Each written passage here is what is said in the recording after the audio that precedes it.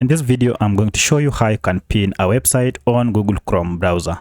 So if you have your favorite website that you like to pin it on your browser, then it is pretty much easy in Google Chrome. For instance, I have here YouTube, and I'd like to pin this YouTube in my Google Chrome browser. To do so, just right click on the website, and then you'll see an option to pin, and here it is. So if I tap on it, now you'll see the small YouTube icon is here, and it has been pinned. Even if I go ahead and close this YouTube, you will see the tab will always be here.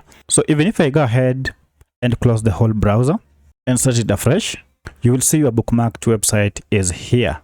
Now you can go ahead and add another bookmark. Maybe I want to add BBC.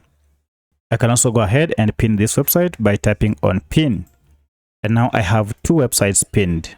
So you can add as many as you want, and they'll be added to your pins.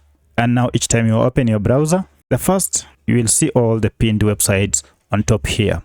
And now if you want to remove the pins, maybe at one point you don't want these pins or you want to change them, you can go ahead and unpin them by just right clicking on each and then tap on unpin. I can also unpin these, and now I have unpinned them.